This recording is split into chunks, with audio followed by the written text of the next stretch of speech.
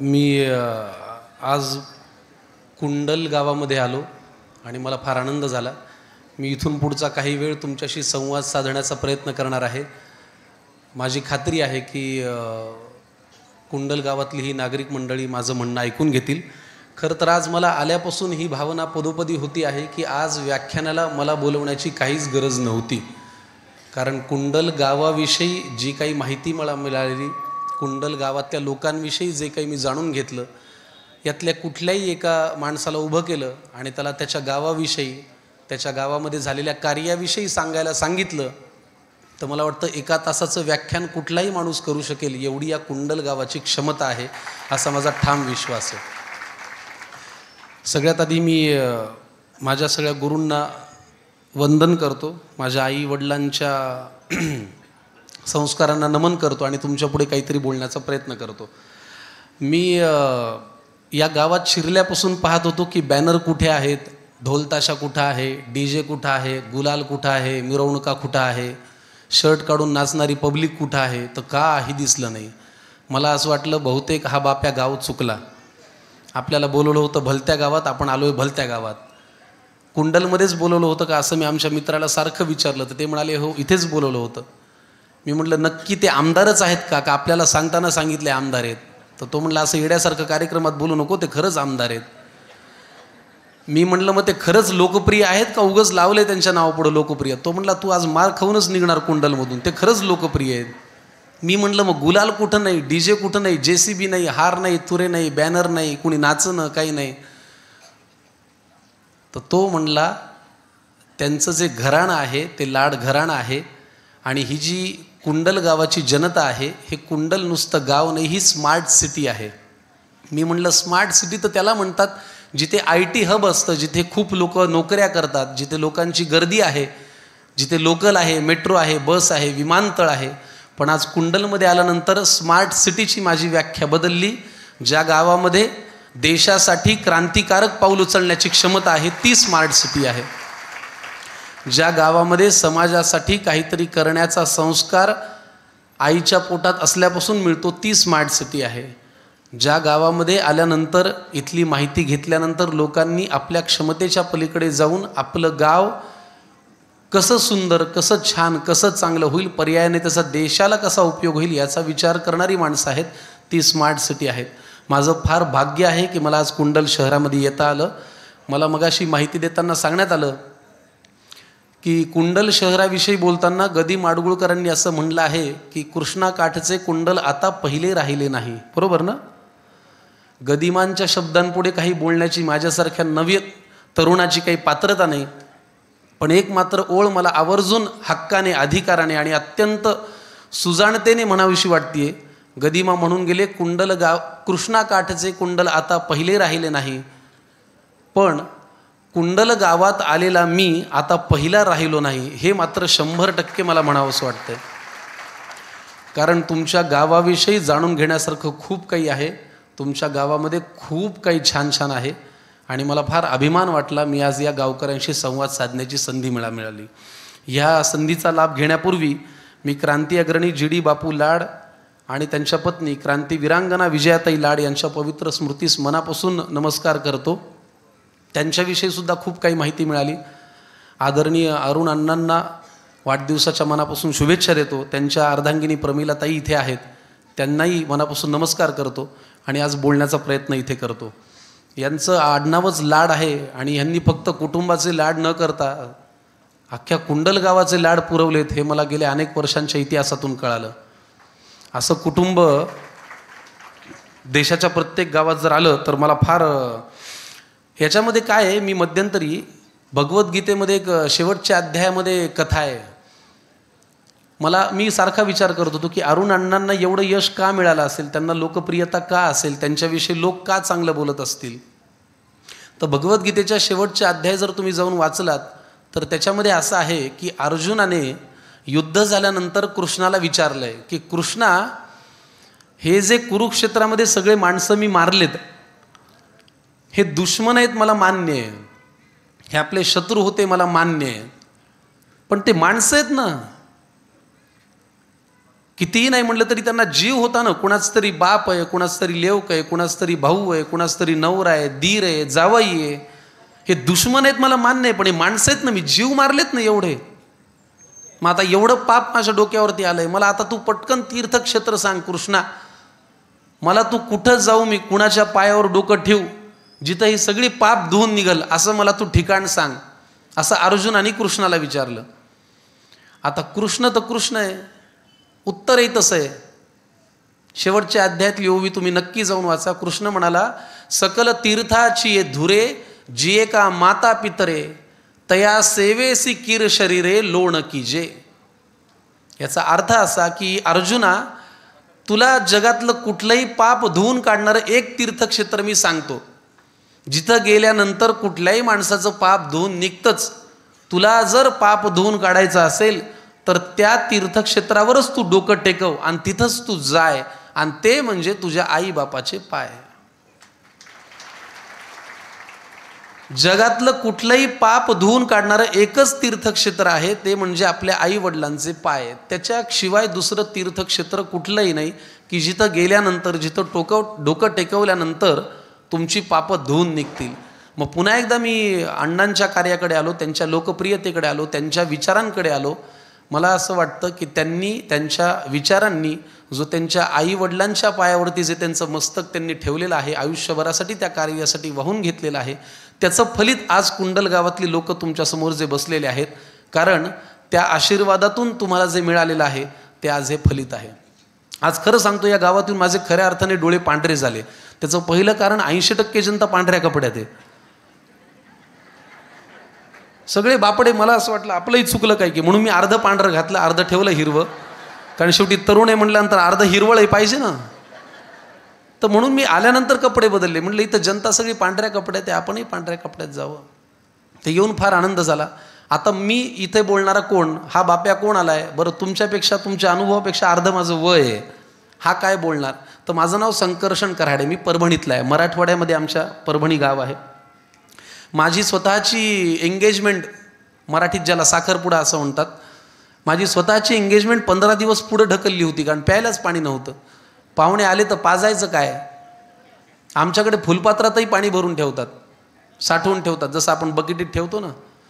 तर त्याच्यामुळे मला आज कुंडल शहरामध्ये आल्यानंतर असं वाटलं की ज्या पद्धतीने कष्ट करून इरिगेशन हे त्या काळात बापूंनी केलं आणि तुमच्या शहरामध्ये, गावामध्ये पाणी आणलं, आमच्या अजून मराठवाड्यामध्ये असं काहीतरी चमत्कार व्हायचा आहे. तर त्या गावचा मी आहे. मला अभिनय क्षेत्रामध्ये का यावंसं वाटलं याची एक गोष्ट आहे. असाच परभणी शहरामध्ये एक कार्यक्रम होता आणि मी तेव्हा 4 ते 5 वर्षांचा होतो. माझ्या आईच्या मांडीवरती बसलो होतो. माझ्या आईच्या मांडीवरती आता पोराला प्रश्न पडतात ना की आपण कुठं आलो, आज काय होणार आहे. तर रंगमंदिराचा पडदा बाजूला झाला आणि मी आश्चर्यचकित झालो. मी माझ्या आईला म्हणलं, अगं आई, हे स्टेजवरती दिसणारं TV, कपाट, घड्याळ, सोफा, कार्पेट सगळं आपल्या घरातलंच आहे. माझी आई मला म्हणाली, थोडं थांब बाळा, जो माणूस येईल तोही आपल्या घरातलाच आहे. मी म्हणलं म्हणजे. ती म्हणाली, तुझा बापच काम करतो नाटकामध्ये. तर मला माहितीच नव्हतं की बँकेतली नोकरी सांभाळून आमचे पिताश्री नाटकात काम पण करतात. त्यांच्याकडे बघून मला असं वाटलं की आपण पण ॲक्टिंग करावी. तुम्हाला पाणी देऊ का?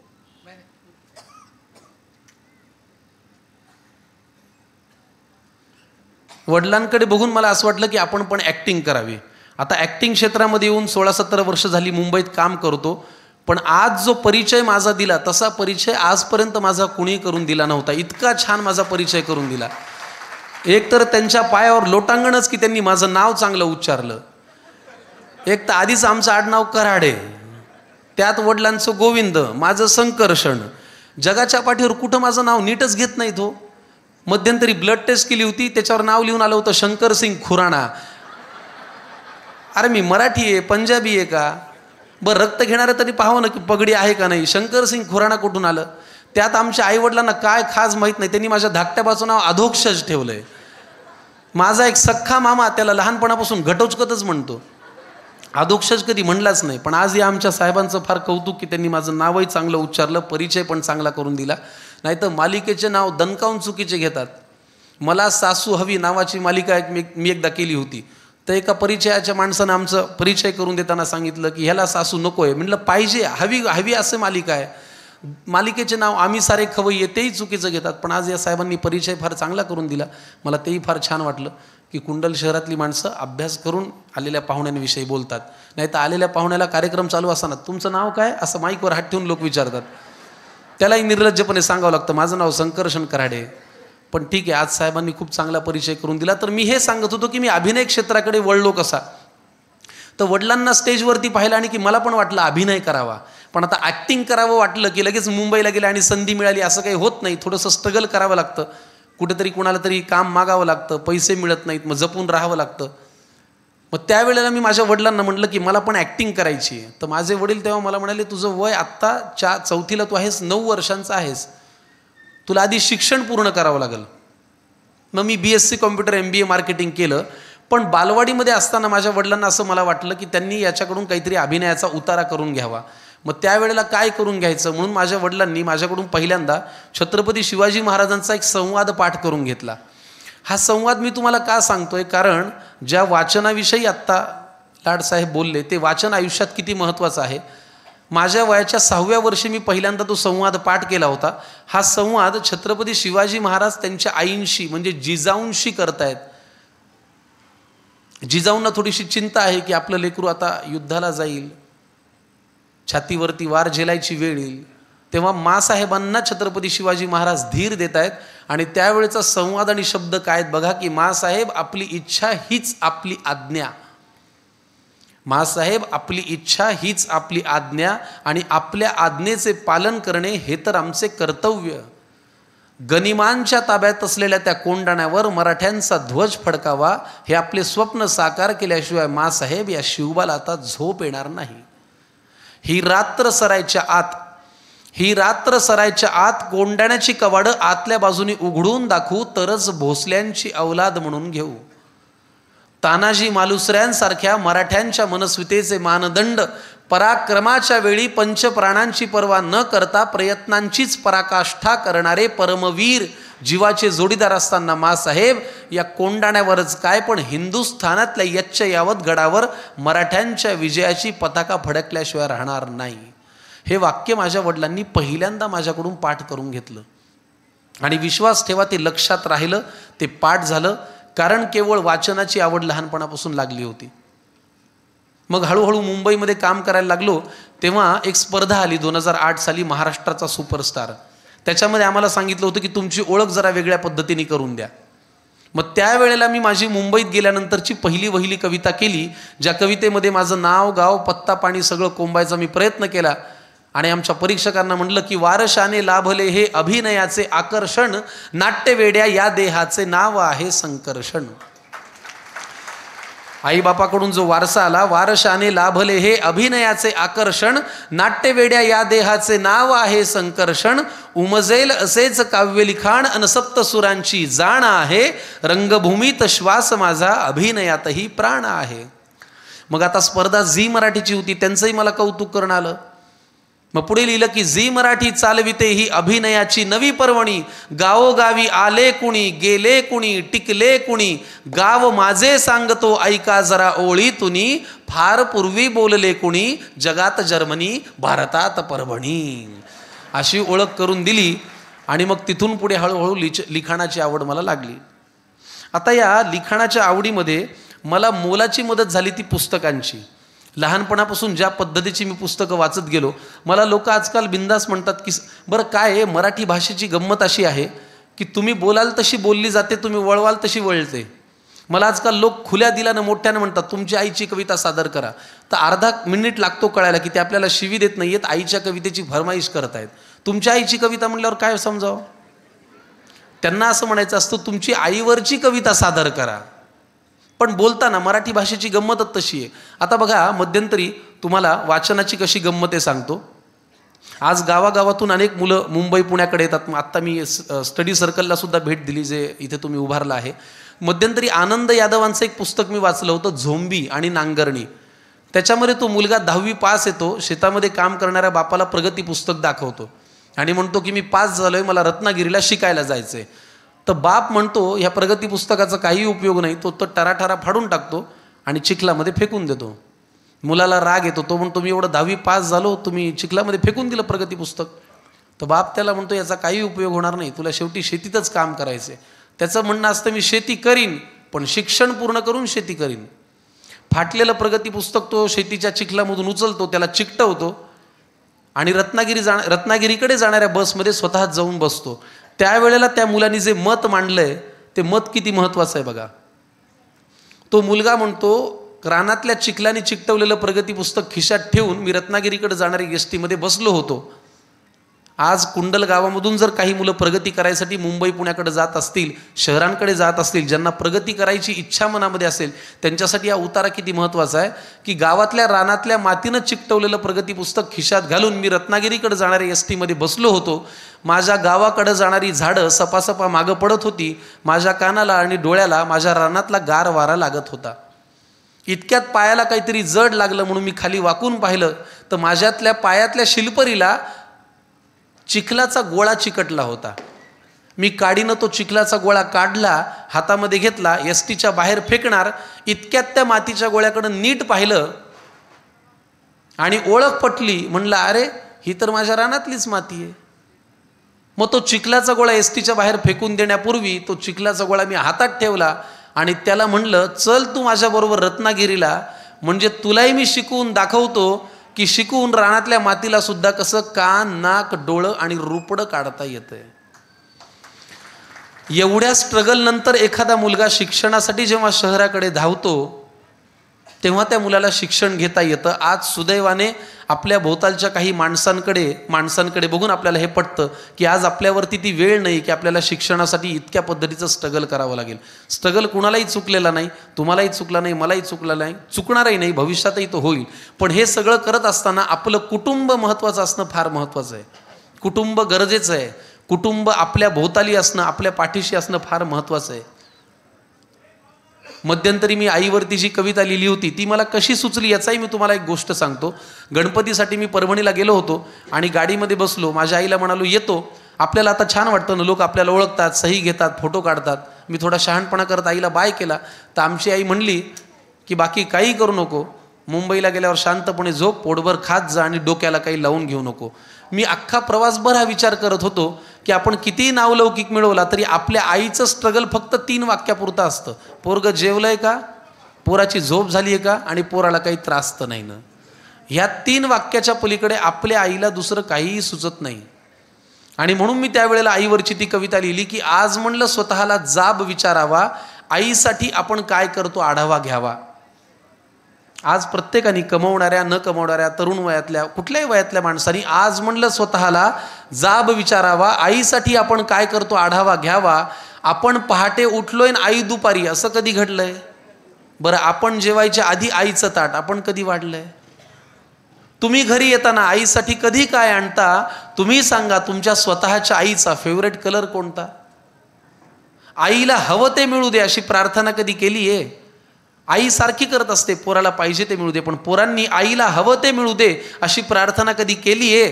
पाहिलं का आई शेवटची कधी ऑनलाईन आली आहे?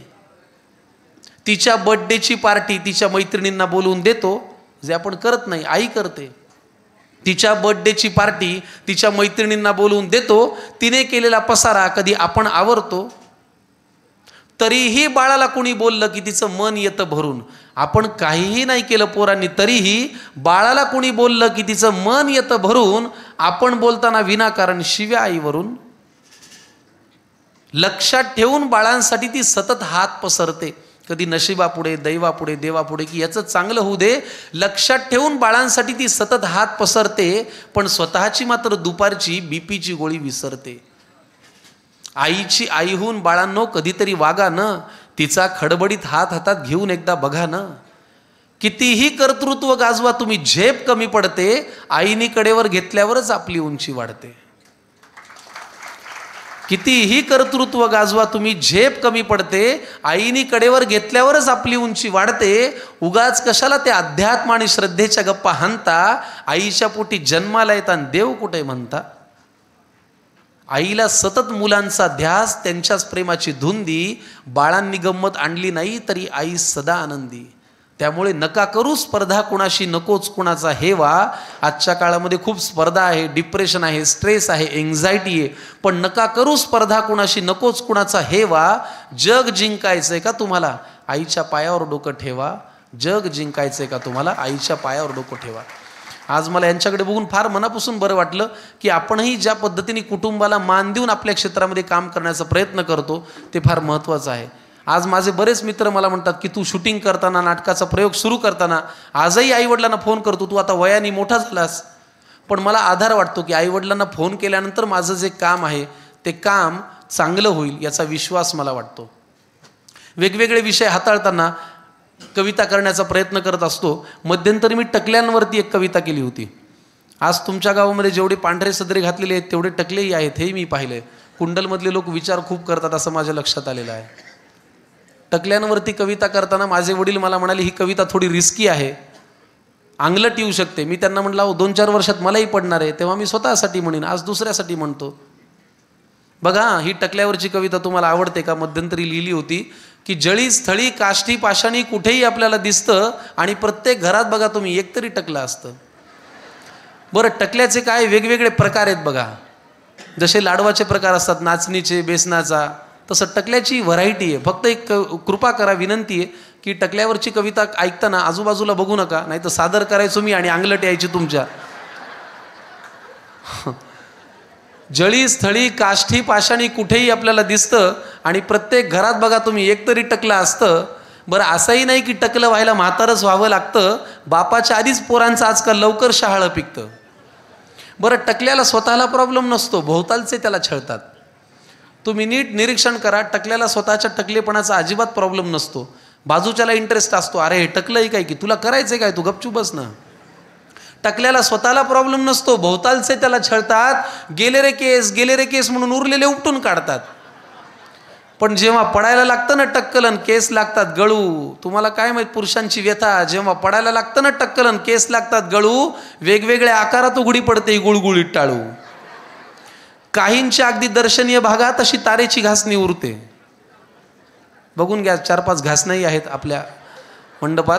काहींच्या अगदी दर्शनीय भागात अशी तारेची घासणी उरते, तीच त्यांना आयुष्यभर भांग पाडायला पुरते. काहींना मागे खड्डा जणू विहीरच खणली जाते.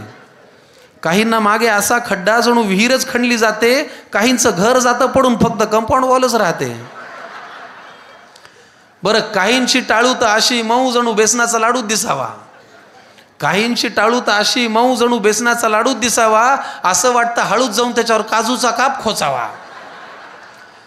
पण आता नवीन उपचार आलाय म्हणे, ट्रान्सप्लांट करून रोवायचं आहे की नाही. नवीन उपचार आलाय म्हणे, ट्रान्सप्लांट करून रोवायचं. हे म्हणजे जंगलातलं गवत उपटायचं, नांगणामध्ये लावायचं. अहो लाखो रुपये खर्च करून रूप पैशात का मोजायचंय? निसर्गाने दिलं ते निसर्गाने नेलं, त्याच्यात काय लाजायचंय? लाखो रुपये खर्च करून रूप पैशात का मोजायचंय? निसर्गाने दिलं ते निसर्गाने नेलं, त्याच्यात काय लाजायचंय? असो, पण उगाच एखाद्याला जिव्हारी लागेल हा विषय फार ताणू नये. सगळं म्हणल्यावरच माफी मागायची पद्धत असते आपल्याकडे. उगाच एखाद्याला जिव्हारी लागेल हा विषय फार ताणू नये. आणि कितीही म्हणावं वाटलं टकल्याला तरी ए टकल्या असं म्हणू नये. तर अशा वेगवेगळ्या विषयावरच्या कविता लिहिण्याचा आनंद असतो, कारण मराठी भाषेची ती जादू आहे. आणि हे सगळं वाचनामुळे शक्य झालं, मराठी भाषेमुळे शक्य झालं. पण मराठी भाषेचा गोडवा जितका छान आहे तेवढी मराठी भाषा बोलायला द्वयर्थी सुद्धा खूप आहे. आजकाल आमच्या नाटकाच्या प्रयोगानंतर वेगवेगळ्या प्रकारचे प्रेक्षक भेटतात. ते काय बोलतात याचा आम्हाला लागणारा अर्थ आणि त्यांच्या मनातला अर्थ याचा काहीच संबंध नसतो. मध्यंतरी काय झालं, आमचा तू म्हणशील तसं नाटकाचा एक प्रयोग चालू होता. त्या नाटकामध्ये माझी भूमिका, माझं जे काम आहे ते खूप धिंगाणा घालणार आहे, एनर्जी आपण वापरतो, खूप एनर्जेटिक काम आहे. तर एकदा काय झालं, नाटकाच्या मध्यंतराच्या जवळ येता येता मला जरा छातीत धडधडायला लागलं आणि घाम फुटला. बरं आपल्याला कळतं ना की आलेला घाम आणि फुटलेला घाम ह्याच्यातला फरक आपल्याला कळत असतो. मला घाम फुटला होता आणि धडधड व्हायला लागलं होतं.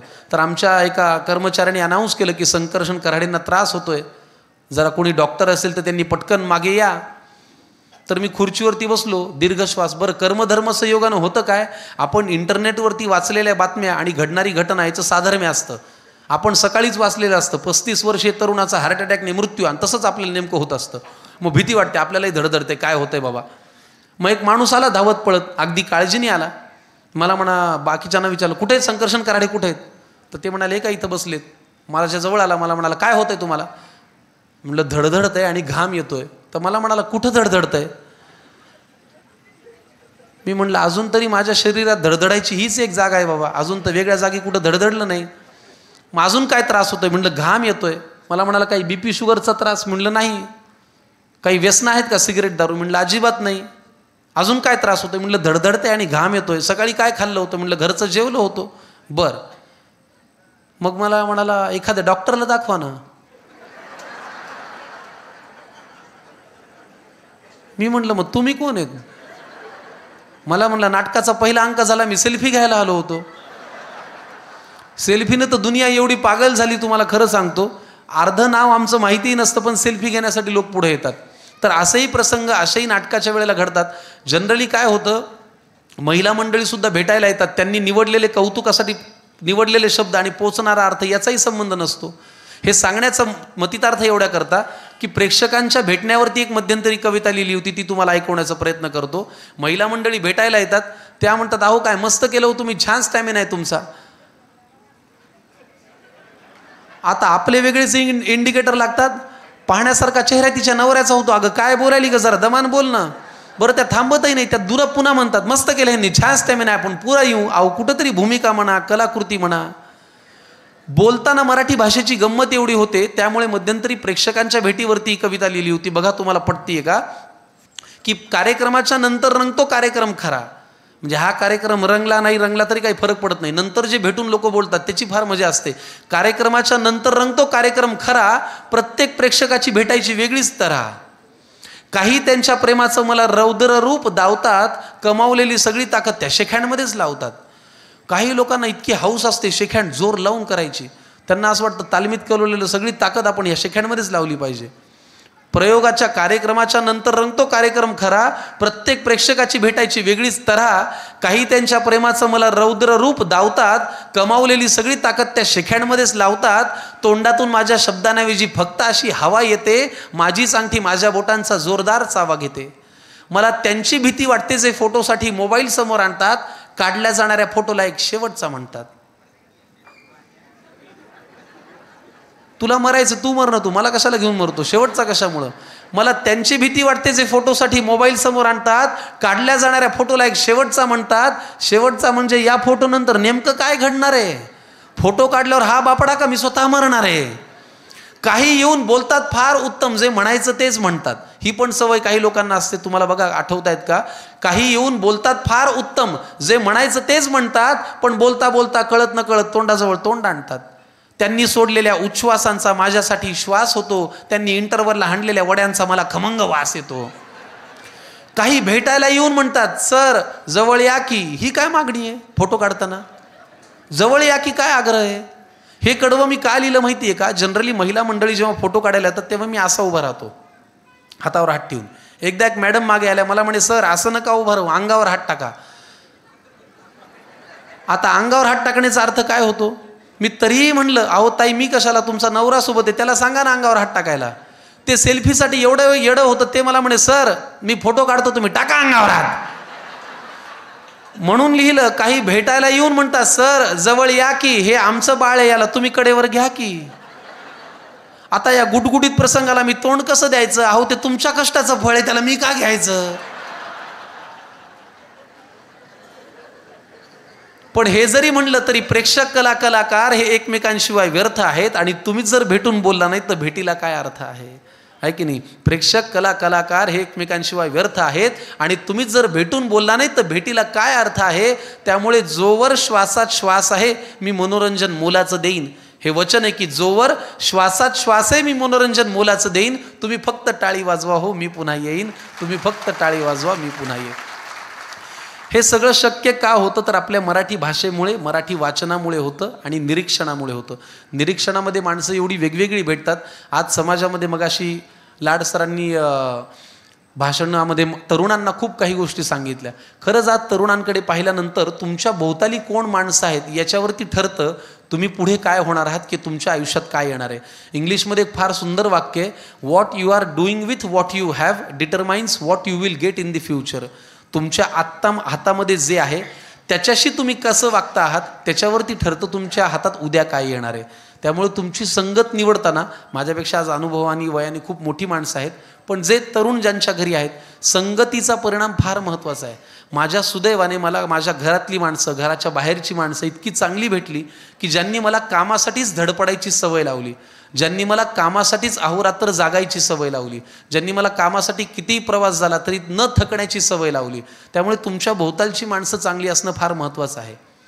मध्यंतरी आई आणि मुलाच्या संवादावरती मी काहीतरी लिहिण्याचा प्रयत्न केला होता. त्यातनं आजच्या तरुणांना काही घेता आलं तर बघा, ह्या ओळी तुम्ही ऐकण्याचा प्रयत्न करा. बघा, ह्या ओळीमध्ये एक गोष्ट आहे. तुमच्यापैकी किती लोकांच्या घरी दिवा लावता संध्याकाळी? दिवा लावता तुम्ही संध्याकाळी. तर या कवितेचं नाव आहे तिन्ही सांजेचा दिवा. तुमच्या घरात जर काही तरुण मुलं असतील तर त्यांना ही कविता नक्की सांगा. किंवा तुम्हाला जर कधी असं वाटत असेल की आज स्पर्धा आहे, याचं दुकान माझ्यापेक्षा जास्त चालतं, त्याच्याकडे माझ्यापेक्षा फॉर्च्युनर मोठी आहे, माझ्यापेक्षा त्याच्याकडे जमीन जास्त आहे, तर स्पर्धेचा ज्यांना त्रास होतो त्या कुठल्याही मुलांनी ह्या ओळी ऐकल्या तरी तुम्हाला उत्तर मिळायची शक्यता आहे. बघा, आणि होतं असं काय की जगामध्ये आपण सगळ्यांसमोर आपली पत राखण्याच्या नादामध्ये, इमेज राखण्याच्या नादामध्ये आपण जगासमोर कधीही वाईट बोलत नाही. आपण आई वडिलांसमोर येतो आणि तिथं वाईट बोलतो, त्यांना दोष देतो, त्यांच्याशी भांडतो किंवा बायकोशी भांडतो. म्हणून मी एकदा लिहिलं होतं की धपाधप पाय आपटत एक लेकरू घरी आलं. बघा, या कवितेमध्ये गोष्ट आहे, तुम्हाला जर पटली आवडली तर तुम्ही नंतर सांगा मला, की धपाधप पाय आपटत एक लेकरू घरी आलं, वस्तूंची फेकाफेकी करत घरामध्ये गेलं, तिन्ही सांजेची वेळ रात्र झाली नव्हती, आई अशीच देवासमोर दिवा लावित होती. जगासमोर जे चालत नव्हतं ते घरामध्ये मात्र चाललं, बाहेर जे बोलता येत नव्हतं ते लेकरू आईसमोर बोललं. म्हणाला, खोटारडीयस तू आई, खोट्या मार्गावर चाललीस, आजपर्यंत माझ्याशी तू खोटंच बोललीस.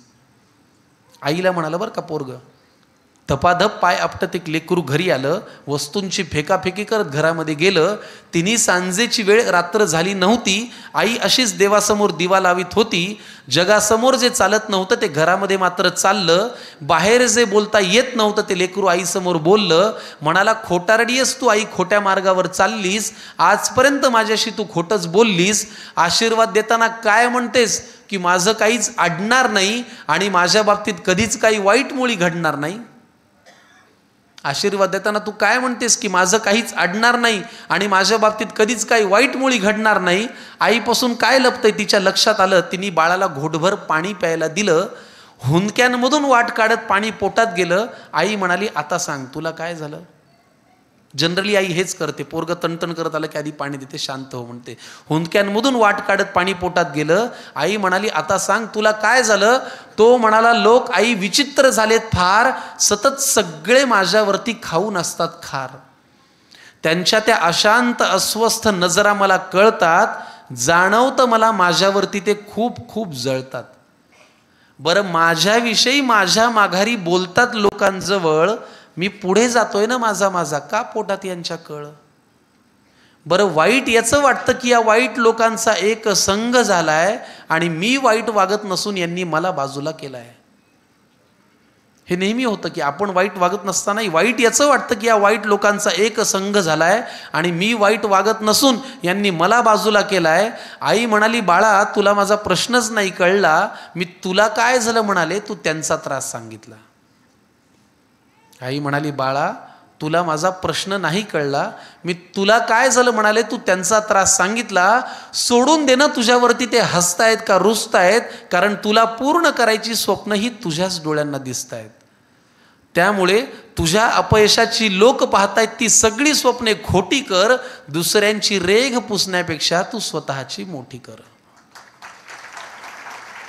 आई दुसरा काय सल्ला देणार आहे की तुझ्या अपयशाची लोक पाहतायत ती सगळी स्वप्ने खोटी कर. दुसऱ्यांची रेघ पुसण्यापेक्षा तू स्वतःची मोठी कर. आणि हे केलंस तर तुझं खरंच काही अडणार नाही. आणि आई आजही तेच म्हणेल, माझ्या बाळाचं वाईट काही घडणार नाही. आईच्या तोंडी देवाचा साक्षात्कार घडला आणि तिने लावलेल्या दिव्याचा लख्ख प्रकाश पडला. तिने लावलेल्या दिव्याचा लख्ख प्रकाश पडला. तर आज हे समजून घेणं, हे सामावून घेणं फार महत्त्वाचं आहे की आपली स्पर्धा आपल्याशी करत राहणं फार महत्त्वाचं आहे. काल मी कसा होतो, च्या बदल्यात उद्या मी कसा असणार आहे आणि च्यापेक्षा मी परवा कसा होणार आहे याची स्वप्न आपणच पाहिली पाहिजेत. आणि ती पाहताना आपण चुकलो तर आपल्या आईवडिलांनी इतकं हक्काचं कान धरणारं दुसरं कोणीही नाही. त्यामुळे घराघरातल्या स्पर्धा परीक्षांमध्ये भाग घेणाऱ्या मुलांसाठी किंवा कुठल्याही क्षेत्रामध्ये काम करताना हे फार महत्त्वाचं आहे. माझ्या क्षेत्रामध्ये काम करताना सुद्धा असे अनेक अनुभव मला येतात की जिथे माझा कॉन्फिडन्स डाऊन, मी पण विचार करतो की आपलं गाव छोटंसं आहे परभणी, आपल्याला इंग्लिश नीट येत नाही. मी इंग्लिश जेव्हा मला अजून आत्ता आहे त्याच्यापेक्षा तोडकं मोडकं यायचं तेव्हाचा एक प्रसंग तुम्हाला सांगतो. मला एकदा खूप मोठ्या प्रोडक्शन हाऊसमधून फोन आला इंग्लिशमध्ये. मला म्हणाले तुमचं सिलेक्शन झालेलं आहे, तुमच्या कपड्यांची मापं जरा फोनवरती सांगा.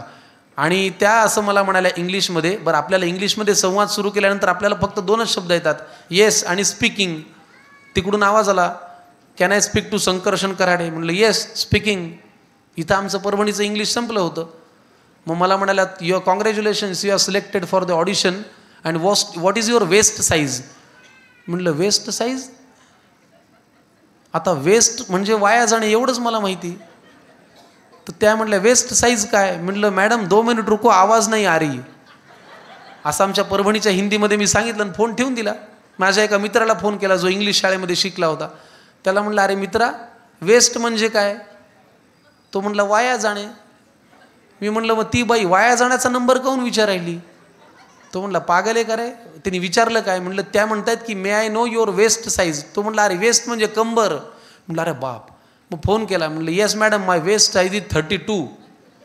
तर आत्ता हळूहळू कळायला लागलं की कशाला नेमकं काय म्हणतात. पण हे करत असताना खचून न जाणं सुद्धा मुंबईसारख्या शहरामध्ये फार आवश्यक आहे. आणि हे करताना पुन्हा एकदा तुमच्या भोवताली कोण माणसं आहेत, तुमच्या घरी काय वातावरण आहे, हे फार महत्त्वाचं असतं. आज माझ्या क्षेत्रामध्ये काम करताना असे अनेक प्रसंग येतात, मालिकेतून काढून टाकण्याचे, नाटकामधून काढून टाकण्याचे. पण हे करत असताना सुद्धा तुमचा आत्मविश्वास ढळू न देणं हे तितकंच महत्त्वाचं आहे. तर मला आजपर्यंत जे काही दिलं ते माझ्या आईवडिलांच्या संस्कारांनी दिलं, वाचनाने दिलं.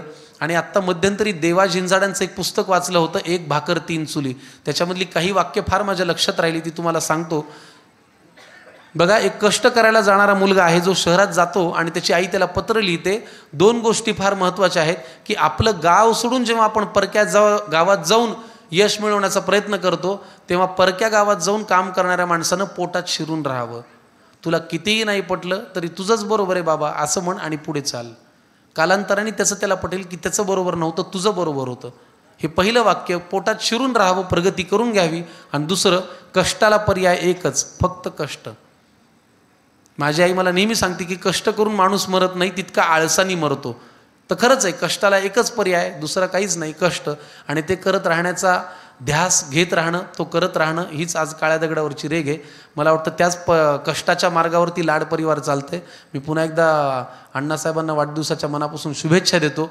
माझ्याकडून जे जे काही बोलण्यासारखं आहे ते बरंच आहे, पण तुम्हाला काही कविता अजून ऐकायची असेल तर तुम्ही मला सांगा, मी तुम्हाला ऐकवतो. पंढरीच्या विठुराय ही एक कविता तुम्हाला ऐकवतो. बघा, ही कविता मी का लिहिली होती माहिती का? लॉकडाऊनच्या काळामध्ये वारी झाली नव्हती, 2-3 वर्ष वारीमध्ये खंड पडला होता.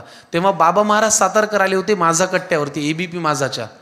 तेव्हा त्यांना पहिला प्रश्न विचारला की बाबा महाराज, तुमचं वय आहे 85 आणि तुम्ही वारीसुद्धा 85 वर्ष केली आहे, मग आता 2 वर्षाचा खंड पडलाय, तुम्हाला वाईट नाही का वाटत? त्याच्यावर बाबा महाराज असं म्हणाले की माझं वय जरी 85 असलं तरी मी वारी 86 वर्ष केली आहे, कारण पहिल्या वर्षी वारी झाली तेव्हा माझ्या आईच्या पोटात होतो. मग त्यांना विचारलं, बाबा महाराज 86 वर्षांच्या परंपरेमध्ये खंड पडला, तुम्हाला वाईट नाही का वाटत? ते म्हणाले, अजिबात नाही. 86 वर्ष मी पांडुरंगाला भेटतोय, याच्यात माझं काय कौतुक आहे? पांडुरंगाही मला भेटतोय ना, मग वाईट त्याला वाटायला पाहिजे की बाबा महाराज का नाही आले गड्या? या अधिकाराने आणि या हक्काने आज आपण देवावरती प्रेम करतो का? नाही. घराघरात महिला म्हणतात की आमच्या पोराला चॉकलेट फ्लेवर आवडतो, आम्ही त्याच फ्लेवरचा मोदक ठेवतो. गणपतीचं पोट बिघडलं तर पार्वतीने इनो द्यायचं कुठं? मला त्या लोकांचं विशेष कौतुक वाटतं ज्यांच्या कारमध्ये भगव्या रंगाचा हनुमान असा उलटा टांगलेला असतो. किती लोकांच्या कारमध्ये? बरं, ते टांगतात त्याला टपली मारून परत असंही करतात. ते हनुमान आहे ना. बरं, ते ब्रह्मचारी आहेत, त्यांची कुठे पापी घेता?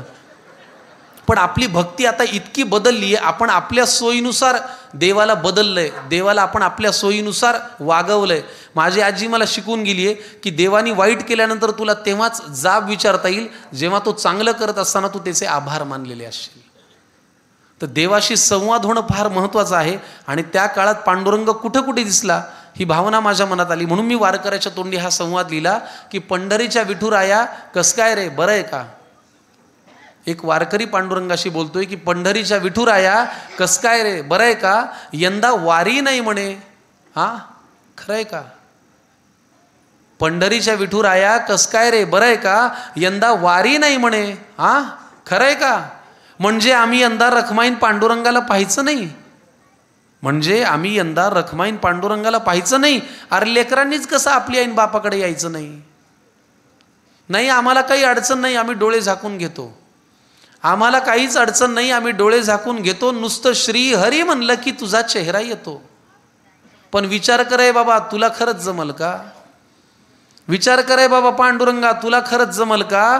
पंढरी जर गजबजली नाही तर तुझा जीव रमल का. पण पंढरीच्या विठुराया वारी नाही हे वाईटच झालं. पंढरीच्या विठुराया वारी नाही हे वाईटच झालं. पण खरं सांगू, यंदा तुझं दर्शन गावोगावी झालं. अरे तू होतास की त्या दवाखान्यात असाच उभा ठाकलेला, चंदनाचा लेप नाही पण पीपी किट घातलेला. तू बंदोबस्तालाही होतास देवा खाकी वस्त्र घालून. पांडुरंगा तू बंदोबस्तालाही होतास देवा खाकी वस्त्र घालून. कचरा सुद्धा उचललास की रे खाली मान घालून. पंढरीच्या विठुराया किती धडपडलास रे. तेव्हा चीन बरोबर युद्धही चालू होतं, देशावरती चारू बाजूनी संकट होती, म्हणून लिहिलं पंढरीच्या विठुराया किती धडपडलास रे. एवढं सगळं करून पुन्हा सीमेवर पण लढलास रे. इतकं करतोस की नाही देवा तुझं नाही चुकत रे. देवा इतकं करतोस की नाही देवा तुझं नाही चुकत रे. युग 28 उभा आहेस, पाय नाही का दुखत रे. नाही येत बघ यंदा देवा तुला आराम देतो. वारकरी म्हणतोय पांडुरंगाला, नाही येत बघ यंदा देवा तुला आराम देतो. पण पुढल्या वर्षी तुला भेटाया वारी करून येतो. पण तेव्हा मग या गर्दीच्या मनात कसलीच भीती आणू नको. आणि तुझ्या भक्तीशिवाय दुसरा कुठला संसर्गच ठेवू नको. तेव्हा मग या गर्दीच्या मनात कसलीच भीती आणू नको. तुझ्या भक्तीशिवाय दुसरा कुठला संसर्गच ठेवू नको. संसर्ग भक्तीचा, स्वच्छता त्या चंद्रभागेच्या स्नानाची, या सगळ्यावर मग एकच लस ज्ञानबा तुकाराम नामाची. पंढरीच्या विठुराया पुढल्या वर्षी येतो मग. ठरलं वारकऱ्याचं आणि पांडुरंगाचं पण एक मागणं आहे. पंढरीच्या विठुराया पुढल्या वर्षी येतो मग. पण तोवर तुझ्या भक्ताकडं असाच लक्ष ठेव बघ. तोवर तुझ्या भक्ताकडं असाच लक्ष ठेव बघ. तर हा संवाद पांडुरंगाशी मला लिहावासा वाटला. कारण राजकीय कविता मत ही ऐकली असेल ना तुम्ही. ऐकली आहे ना. नाही बरं, ही ऐकवण्याचा प्रयत्न करतो. ही राजकीय कविता मी मध्यंतरी लोकसभेच्या निवडणुकीच्या वेळेला लिहिली होती. तुमच्यापैकी किती लोक मतदान करतात. काही अर्थ नाही तुम्हाला. बघा नाही करत जा, मी गंमत करतोय. तर मी राजकीय कविता केव्हा लिहिली होती माहिती का. लोकसभेच्या मतदानाच्या वेळेला आपण बातम्या पाहत होतो. रात्री बातम्यामध्ये साहेब या पक्षात होते, सकाळी त्या पक्षात गेले, असंच व्हायचं. आणि कळायचंच नाही की नेमकं आपलं मत कुठं हरवलं. हो की नाही. म्हणजे आमच्या घरात तर एवढं कन्फ्युजन झालं होतं की मी आमच्या घरातल्याच प्रातिनिधिक स्वरूपात हे कुटुंब घेतलं आणि राजकीय कविता लिहिण्याचा प्रयत्न केला. ही कविता जेव्हा मी लिहिली तेव्हा आपण मध्यमवर्गीय घरातली माणसं असतो. माझे आई बाबा पुन्हा घाबरले, म्हणले अरे असं काहीतरी लिहित जाऊ नको, कुणाला तरी राग येईल. पण नाही, सगळ्या पक्षातल्या मोठ्या मोठ्या लोकांनी फोन केला, अभिनंदन केलं आणि मला म्हणाले की समाजातल्या अशा काही गोष्टी आम्हाला सांगत जा, आमच्याही लक्षात येईल की आमचं कुठे चुकतंय. तर ही राजकीय कविता लिहिली, त्याचं प्रातिनिधिक स्वरूपात एक कुटुंब निवडलं आणि त्या कुटुंबाचं मत वाया जाण्यावरती कविता लिहिली होती. बघा तुम्हाला आवडती आहे का. की सगळ्यांचेच चेहरे पडलेलं एक कुटुंब मला भेटलं. खात्यापित्या घरचं तरी दुःखी मला वाटलं. माणुसकीच्या नात्याने माझं मन भरून आलं. मीच जवळ जाऊन म्हणलं का हो काय झालं. तुमच्यापैकी कुणाला काही झालंय का. तिन्ही सांजेला तोंड पाडून बसलात, कोणी गेलंय का. कुटुंब प्रमुख आजोबा उठले सोडत मोठा उसासा. कुटुंब प्रमुख आजोबा उठले सोडत मोठा उसासा. डोळे तांबडे लाल बहुतेक रडले होते ढसाढसा. तर ऐक तुला सांगतो म्हणाले असं झालंय, आम्हा सगळ्या कुटुंबियांचं एक एक मत वाया गेलंय. आता हा माझा नातू बघ नुसता जीवाला घोर आहे. सभेला जायचं, घोषणा द्यायच्या याला फारच जोर आहे. बरं एवढं करून मतही दिलं तरी याचं भागलं नाही. पण याच्या नेत्याचं इंजिन आजवर सत्तेच्या स्टेशनात लागलं नाही. मग ती सभा, ती गर्दी, तो आवाज, त्या घोषणा, त्याचं पुढे काय झालं. आणि असं करत याचं मत विनाकारण वाया गेलं. आता या माझ्या दुसऱ्या नातवाची त्याच्या नेत्याची सेम टू सेम लाईफ आहे, ना करियर में ग्रोथ है ना जिंदगी में वाईफ है. अरे बाबा, वारशाने फक्त पैसा येतो, कर्तृत्व कुणी आणत नाही. भारतभर चालून तुझी पावलं दमली पण हात काही चालत नाही. मग ते धोतर, ती काठी, तो चष्मा, ते आडनाव, त्याचं पुढे काय झालं? आणि असं करत याचंही मत विनाकारण वाया गेलं. आता या माझ्या मुलाला बरं का राजकारणातलं फार कळतं. राजकारणातलं कळतं म्हणण्यामागे कारण आहे, आता या माझ्या मुलाला बरं का राजकारणातलं फार कळतं. याचं मन गेली अनेक वर्ष घड्याळातली वेळ पाळतं. चुकली वेळ, झाला खेळ, वेगळं संधान साधलं. एका साहेबाचं घड्याळ दुसऱ्या साहेबांनी स्वतःच्या हातावर बांधलं. मग आपल्या पुढं काय प्रश्न? नवा साहेब घड्याळ तेच पुन्हा वेळ पाळू का जुन्या साहेबासोबत राहून तुतारीतून आवाज काढू का? मग ते वय, तो अनुभव, ती निष्ठा, तो परिवार, त्याचं पुढे काय झालं? आणि असं करत याचंही मत विनाकारण वाया गेलं. आता ही माझी सून अस्मिता तशी धाडसीच म्हणायची. सुनेचं नाव अस्मिता ठेवण्यामागे कारण आहे, आता ही माझी सून अस्मिता तशी धाडसीच म्हणायची. जरा कोणी नडलं ना की घरातला बाण काढायची. मी तिला कितीदा म्हणलं, सूनबाई बाण जपून वापरायचा असतो ग, एकदा दुसरा घेऊन गेला की परत येत नसतो ग. मग जी मनातही नव्हती ती भीती खरी झाली. जिथे शब्दांनी आग लागायची तिथे हातात मशाल आली. मग तो बाण, तो बाणा, ते कडवट, ते सैनिक यांच्यात असं काय झालं? आणि असं करत हिचंही मत विनाकारण वाया गेलं. आता ही माझी बायको ही घडवेल तेच घरात घडतं. घडवेल तेच घरात घडतं म्हणण्यामागे कारण आहे, आता ही माझी बायको ही घडवेल तेच घरात घडतं. नाव हिचं लक्ष्मी, हिला कमळ फार आवडतं. मी लगेच पुढे विचारलं, माझी उत्सुकता त्यांना दिसली असेल. अहो, कमळ जिथल्या तिथेच आहे, मग यांचं मत वाया गेलं नसेल. आजोबा म्हणाले, ती दुःखात नाहीये तशी, पण तिच्याही मनात तळमळे, कारण ज्यांच्या विरोधात मत दिलं त्यांच्याच हातात आता कमळ आहे.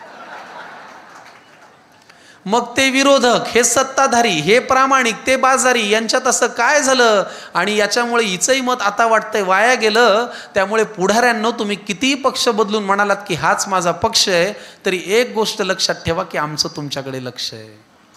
तुम्ही कितीही पक्ष बदलून म्हणालात की हाच माझा पक्ष आहे, तरी एक गोष्ट लक्षात ठेवा की आमचं तुमच्याकडे लक्ष आहे. त्यामुळे इथून पुढे तरी दिलेल्या मतांची किंमत जरा तरी ठेवा आणि मतदारांनो मतदान करा आणि लोकशाही जिवंत ठेवा. तुम्ही मात्र मतदान करायचं काही चुकवू नका, करत राहा. तर सरते शेवटी मुद्दा पुन्हा हाच की मराठी भाषा, मराठी वाचन, पुस्तकं, संग्रह. आज ज्या उद्देशाने आपली भेट झाली की मराठी भाषेतला एक नवीन लिहिणारा तरुण म्हणून मला इथे बोलवण्यात आलं, तर मला असं वाटतं या सगळ्याला जोडणारा धागा मराठी आहे. ज्ञानेश्वर माऊलींनी हरिपाठात म्हणलेलं आहे, बहुत सुकृताची जोडी म्हणूनही विठ्ठली आवडी. जसं पूर्वपुण्याई असल्याशिवाय विठ्ठल आवडत नाही, तसं बुद्धीचे वैभव अन्य नाही दुजे, एका केशव राजे सकळ सिद्धी. ही बुद्धीचं वैभव जे आहे त्याच्याशिवाय दुसरी कुठलीही श्रीमंती या जगामध्ये नाही. ज्यांना कुणाला तरुणांना काही सांगायचं असेल, ज्यांच्या घरात तरुण पिढी असेल, त्यांना खरंच वाचनाशिवाय पर्याय नाही.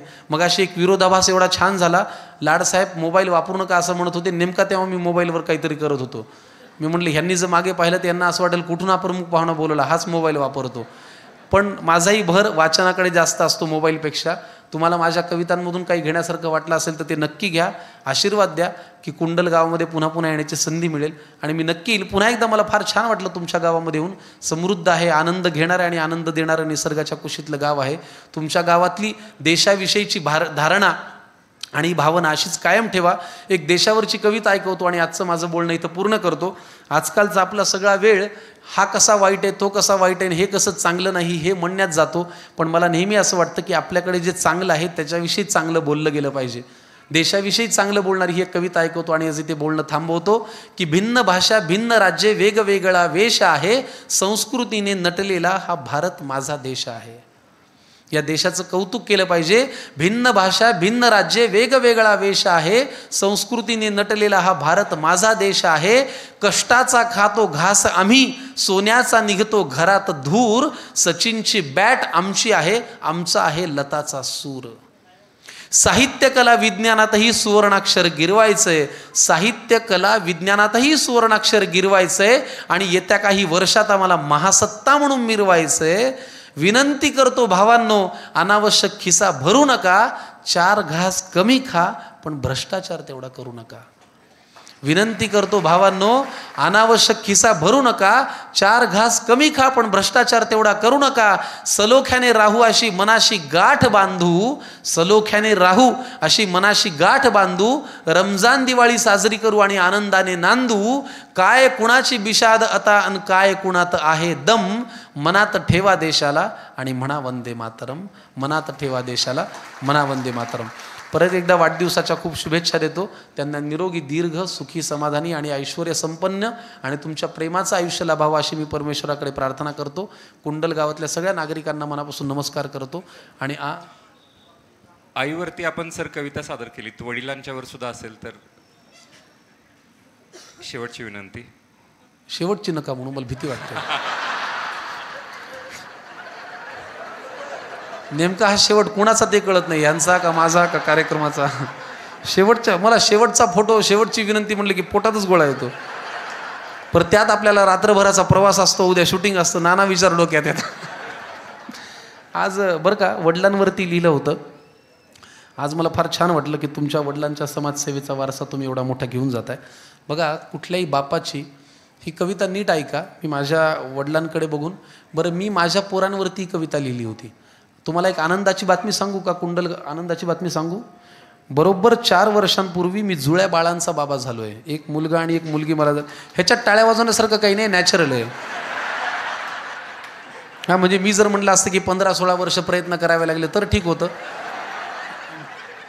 पण लेखक आणि अभिनय अशा दोन्ही गोष्टी एकत्र करायची सवय लागल्यामुळे मला तिकडेही जुळत झालं. बरं, खूप लोक बोलताना गफलत करतात, ह्यांना 2 जुळे, 2 जुळ्याचा अर्थ 4 होतो, मला एकच जुळ आहे. तर काय झालं बरं का लाड सर, ही कविता एका बापाच्या नजरेतून मी लिहिली होती.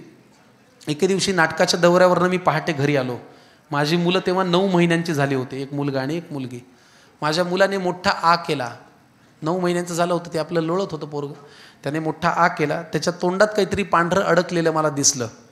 मी घाबरलो आणि मी बायकोला म्हणलं, याच्या तोंडात काहीतरी पांढरं अडकलंय, ते काढ. तर ती मला म्हणाली, मूर्ख माणसा, त्याला दात आलाय.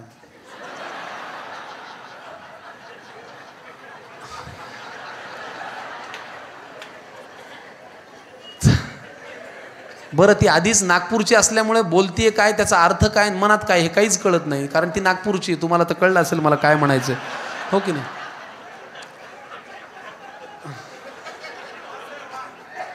मी माझ्या लग्नामध्ये उखाणा सुद्धा राजकीय घेतला होता, माहिती का. माझं गाव मराठवाड्यातलं परभणी, बायको नागपूरची केली. विदर्भामध्ये मी लग्नाला गेलो.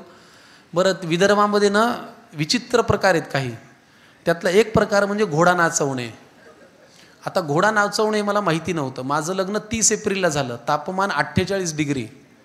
इलेक्ट्रॉल पिऊ पिऊ वऱ्हाडातले लोक नाचायलेत. म्हणलं एवढं आडलंय काय, पण नाचत होते.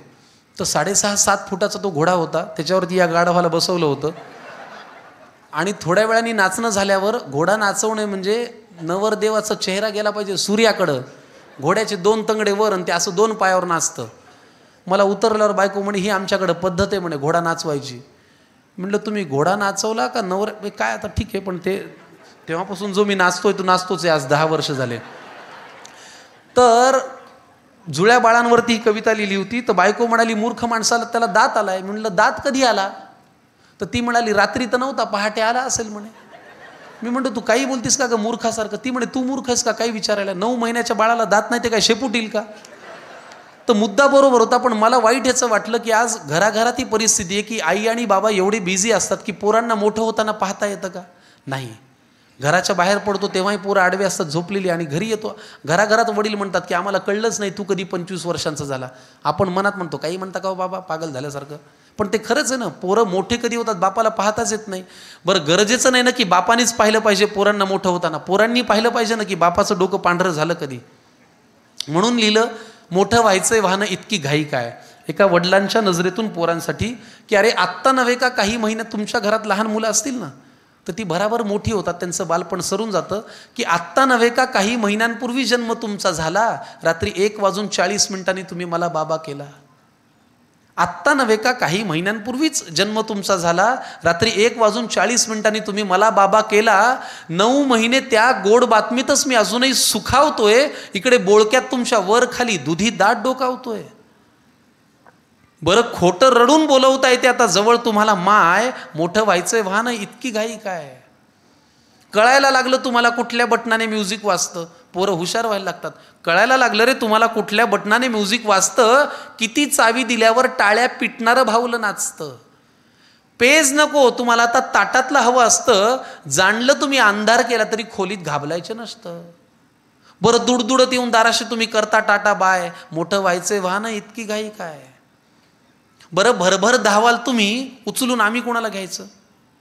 12वीच्या पोराला घेता येतं का? याचं वाईट वाटतं की भरभर धावाल तुम्ही, उचलून आम्ही कुणाला घ्यायचं? स्पष्ट बोलाल तुम्ही, बोबडा आम्ही कुणाशी बोलायचं?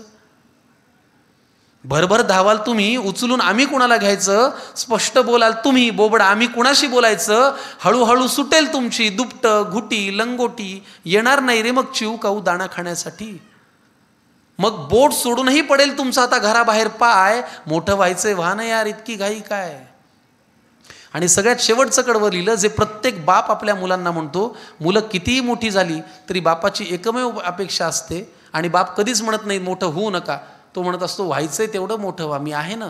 अपेक्षा मात्र फार माफक असते. ती या शेवटच्या कडव्यात लिहिली की मोठं व्हायला ना नाही बरं, मोठे मोठेच व्हा. मोठं व्हायला ना नाही बरं, मोठे मोठेच व्हा, अधूनमधून थोडं वळून मागे पाहत जा. मोठं व्हायला ना नाहीच, मोठे मोठेच व्हा, अधूनमधून थोडं वळून मागे पाहत जा. कारण भरभर धावत सगळेच आपण खूप मोठे होतो, पण बाळ मोठं होताना मात्र बाबा लहान होतो. मोठं व्हायला ना नाहीच, मोठे मोठेच व्हा, अधूनमधून थोडं वळून मागे पाहत जा. कारण भरभर धावत सगळेच आपण खूप मोठे होतो, पण बाळ मोठं होताना मात्र बाबा लहान होतो. त्या मोठ्यातल्या लहान बाबाचा आता थरथरत असतो पाय, तेव्हा आपण म्हणावं बाबा मोठं व्हायचंय व्हानं इतकी घाई काय? मोठं व्हायचंय व्हानं इतकी घाई काय? तर कुंडल गावामधल्या सगळ्या बापांना, त्यांच्या मुलांना आणि बाप होणाऱ्या मुलांना मनापासून शुभेच्छा देतो. पुन्हा भेटूया. काही चुकलं असेल तर क्षमा असावी. माझ्या पुढच्या प्रवासात तुमचे आशीर्वाद मोलाचे आहेत. इथून जाताना मी खूप काही घेऊन जातो आहे.